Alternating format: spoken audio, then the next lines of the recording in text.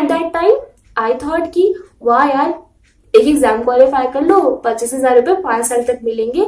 और तो मुझे इतनी भी अकल नहीं थी कि 25,000 रुपए मिलेंगे तो उसके लिए करना क्या पड़ेगा।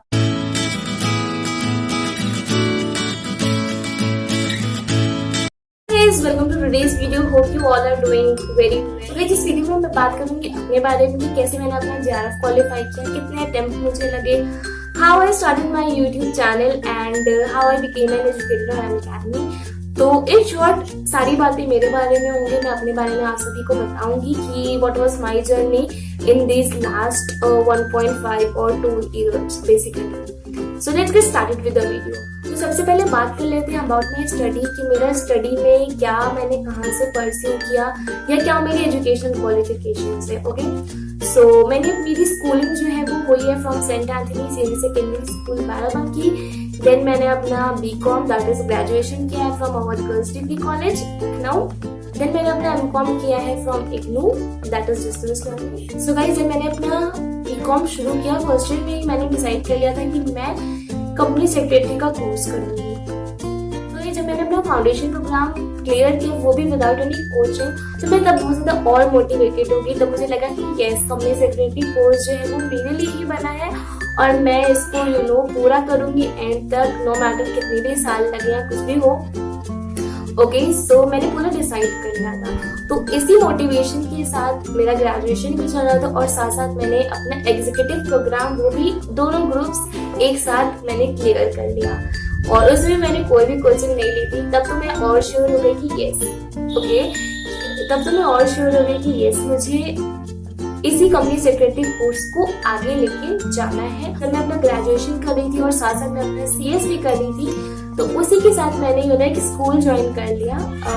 ऐसे ही ज्वाइन कर लिया था, कोई ऐसा पर्टिकुलर रीजन नहीं था, ज्वाइन कर लिया just to test myself कि how good am I at communication skills और at teaching other people. Okay, so मैंने ऐसे स्कूल ज्वाइन किया और वहाँ पे मुझे 11th और 12th क्लास के कॉमर्स स्टूडेंट्स को पढ़ाना रहता था। So when I started teaching in school, तब मुझे पता चला कि okay, this is my real interest area और मुझे बहुत अच्छा लगता था पढ़ाने में, लोगों के साथ इंटरेक्ट करने में या लोगों को नई नई चीजें सिखाने बताने में जो मुझे पता रहती थी। I started enjoying my teaching।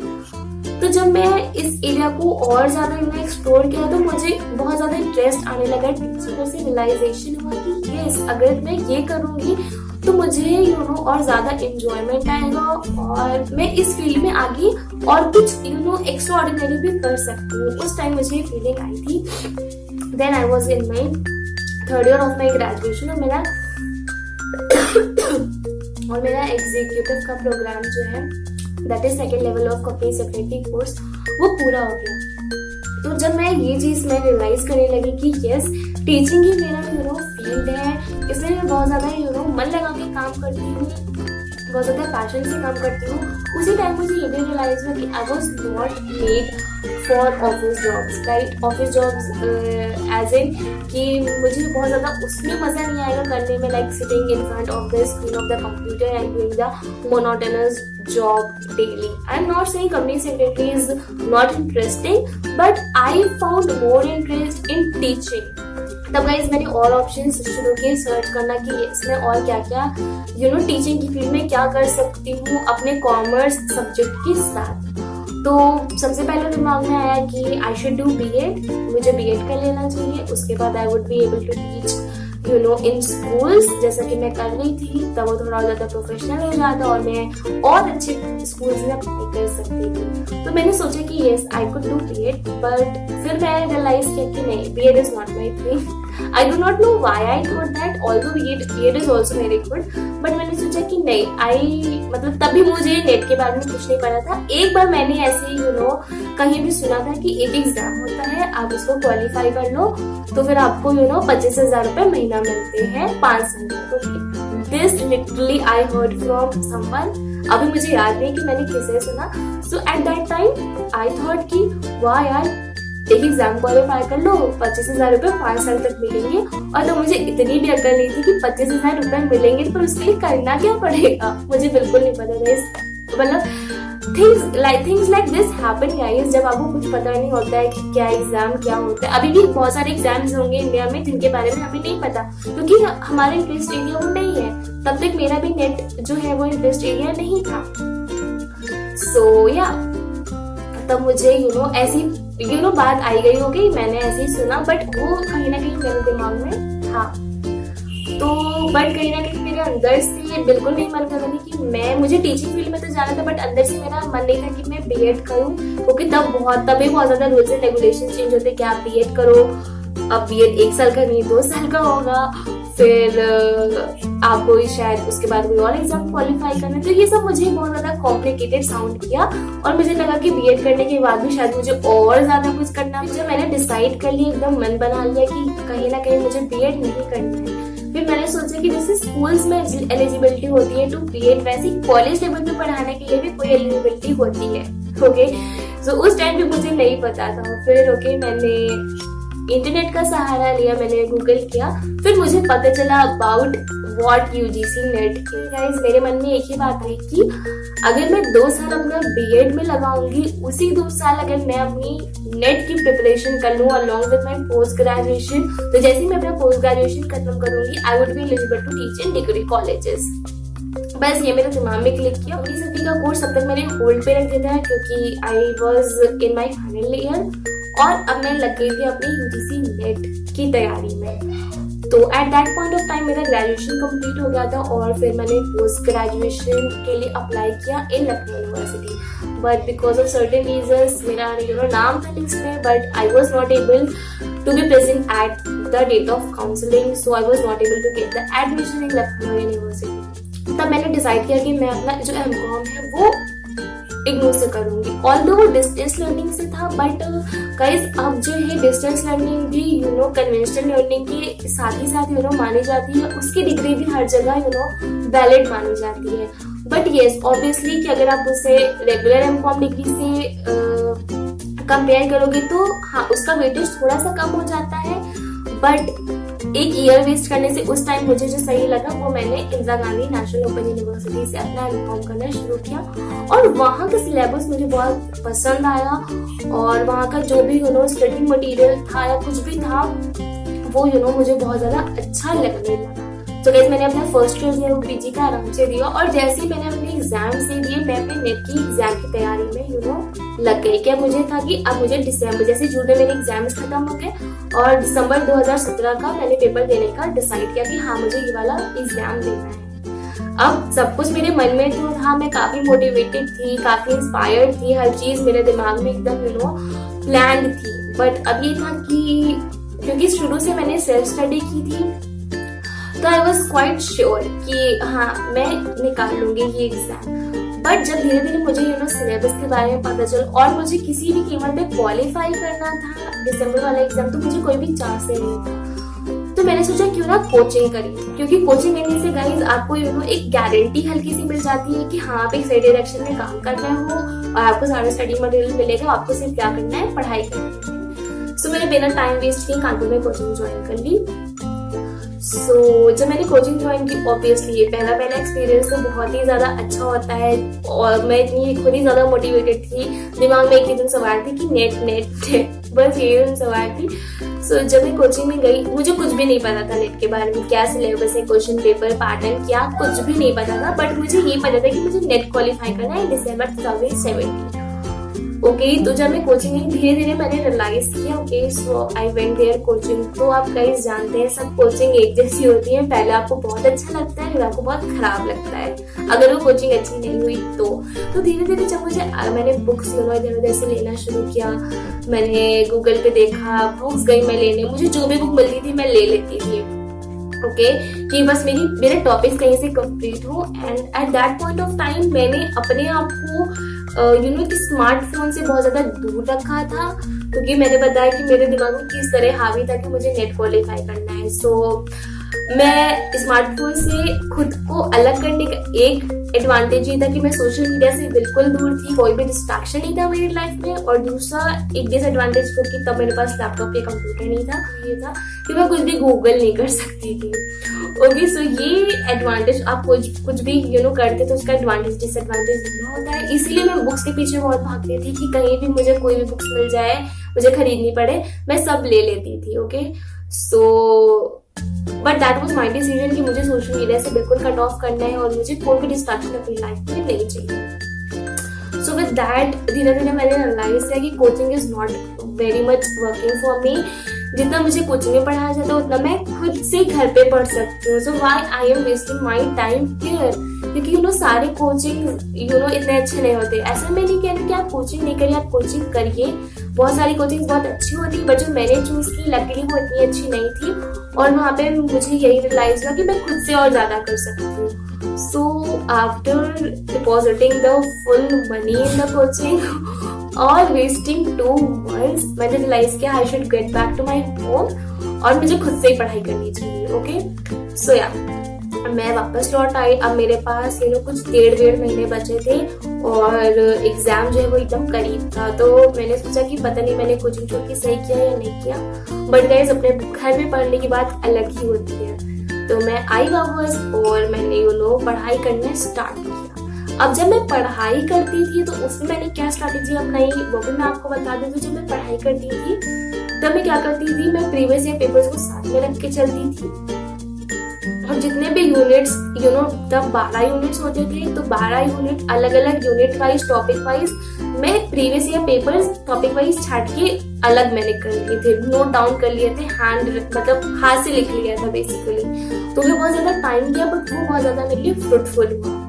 Okay, तो फ्रूटफुल इसलिए हुआ, जैसे मान लीजिए आपका मैनेजमेंट अलग आता है, HRM तब अलग आता था और अकाउंटिंग अलग आती थी, ये सारे यूनिट्स अलग अलग थे। तो एक मैंने आर गुप्ता की बुक यूज की थी, वो मैंने ले ली थी और उसमें मैं क्या करती थी, अपने जो भी मुझे फ्री टाइम मिलता था मैं अकाउंट्स के क्वेश्चन अलग लिखती थी, HRM के अलग लिखती थी, मार्केटिंग के अलग लिखती थी। तो इससे क्या, जब मैं एक रिस्पेक्टिव यूनिट उठाती थी तो मुझे एकदम आइडिया था कि हाँ प्रीवियस ईयर पेपर से क्या क्वेश्चंस पूछे जा रहे हैं। और मैं लगातार मैंने बुक से ही पढ़ाई की थी। ठीक है, मैंने अलग अलग बुक्स ले ली थी, अलग अलग यूनिट्स के लिए, और मैंने अपनी 11-12 की बुक्स को यूज किया और अपने ग्रेजुएशन इग्नू के मटेरियल को यूज किया, क्योंकि तब मैं अपने सेकेंड ईयर में पहुंच ही चुकी थी। ओके, यूज किया और अब मैंने अपने उसको यूज किया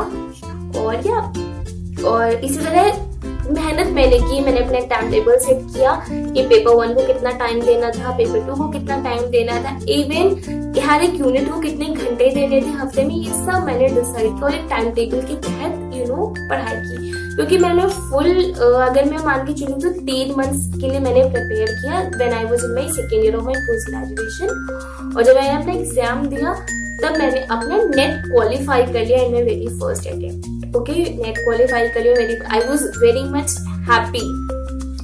ओके, कि यस, जो मैंने सपना देखा था 1-1.5 साल पहले, अब वो मैंने अचीव कर लिया है। जब मैंने अपना नेट क्वालिफाई किया तब मैं एकदम 7वें आसमान में थी, क्योंकि वो मेरा एक ड्रीम था। तो जब आप भी कोई ड्रीम देखते, चाहे वो छोटा हो या बड़ा हो, जब वो पूरा होता है तो सबसे ज्यादा खुशी होती है, राइट। तब मुझे इतना दुख नहीं था कि मैंने JRF नहीं क्वालिफाई किया, क्योंकि तब मैं नेट से बहुत ज्यादा खुश थी। पर जैसे जैसे इस फील्ड में मैं और काम करती गई, मुझे पता चला कि नेट क्वालिफाई करने से सिर्फ काम नहीं चलेगा, आपको JRF भी क्वालिफाई करना पड़ेगा। अब मैंने नेट तो क्वालिफाई कर लिया, बट अब मेरा एम JRF का था। ओके, तो मैंने गाइस जुलाई का फॉर्म फिर से भरा। तब क्या था कि मेरे जून में जो है वो एग्जाम्स थे, और जो इग्नू से मैंने किया उन्हें पता है कि अगर आप डिस्टेंस से भी कर रहे तो भी आपको पढ़ना पड़ता है, असाइनमेंट्स होते हैं, और IGNOU is not that easy. जितना भी लोग सोचते हैं आपको उतना ही पढ़ना पड़ता है। अगर आप कहीं रेगुलर से करोगे तो उतना ही पढ़ना पड़ेगा, इग्नू से करोगे तो भी आपको उतना ही पढ़ना पड़ेगा। तो मुझे ऑब्वियसली अपने पोस्ट ग्रेजुएशन के लिए भी पढ़ना था, सारा चीज के लिए मुझे पढ़ना था। और फिर at that point of time मैं किसी और के साथ वर्क करना स्टार्ट कर दिया, तो उसमें मेरा काफी टाइम जाता था।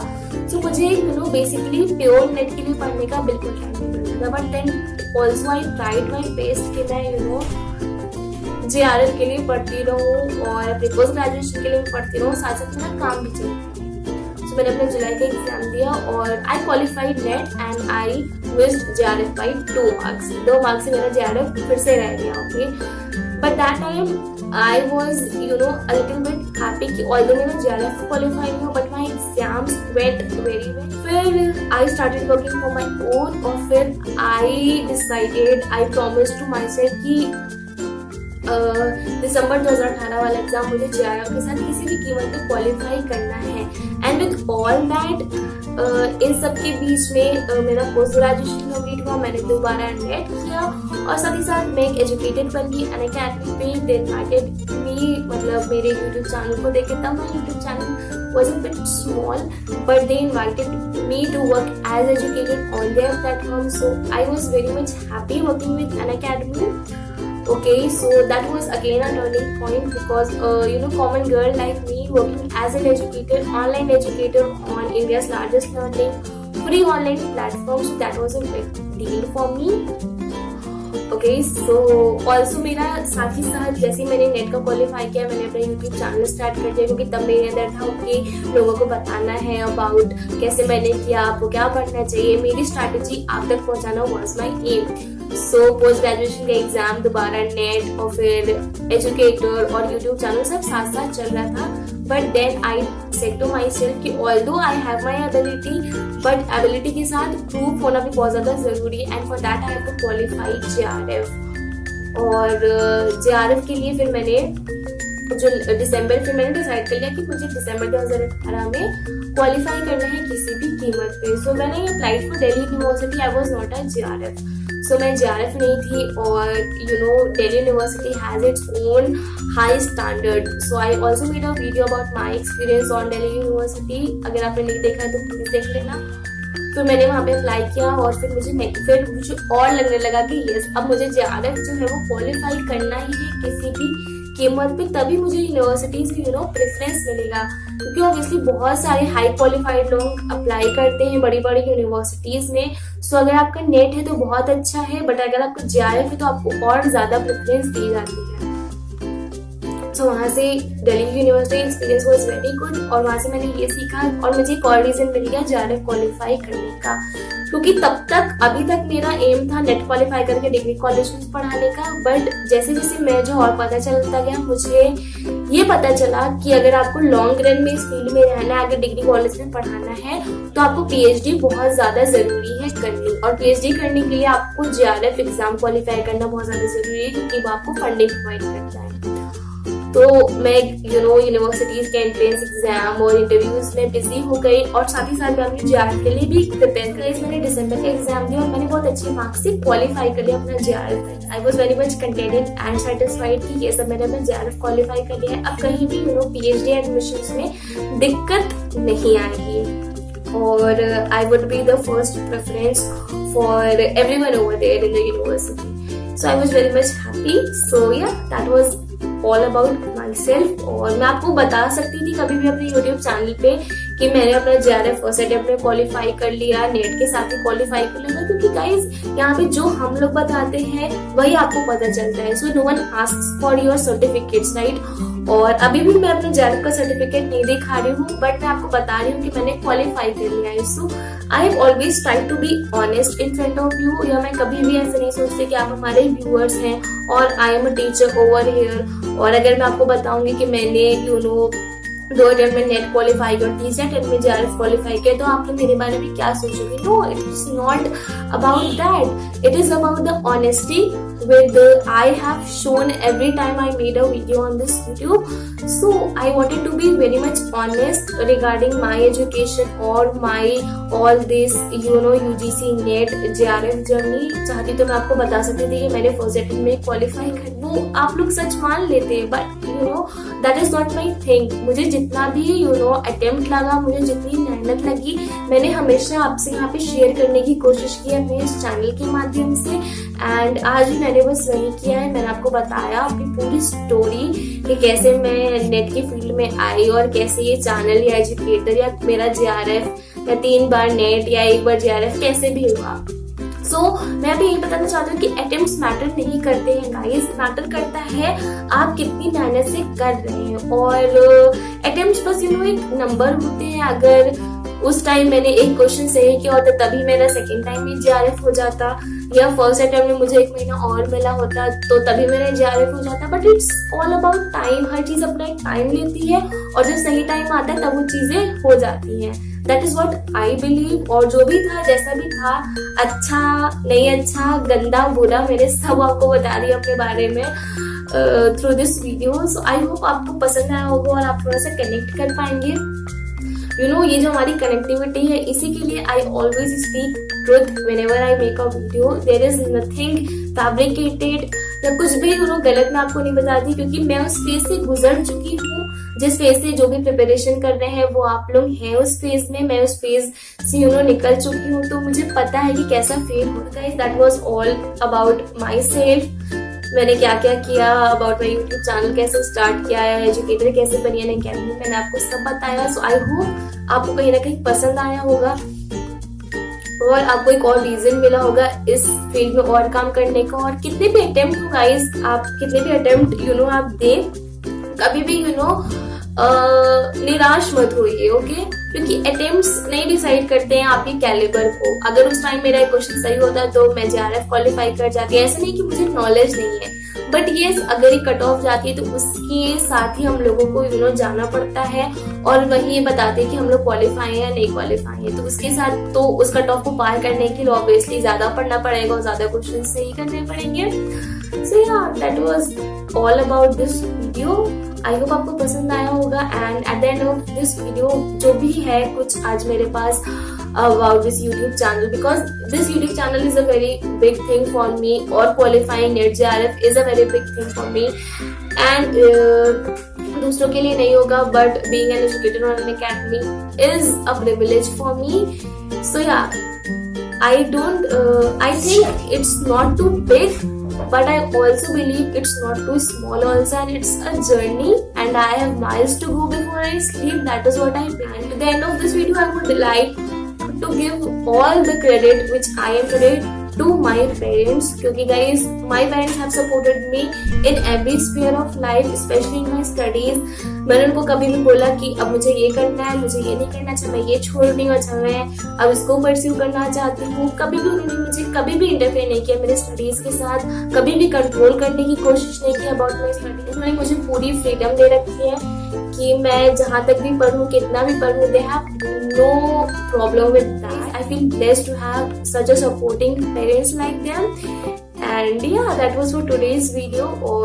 And yes, if you want commerce notes with the updated syllabus and all the PDF and handwritten material, do call or WhatsApp me on 783957509. I would be very glad to help you all.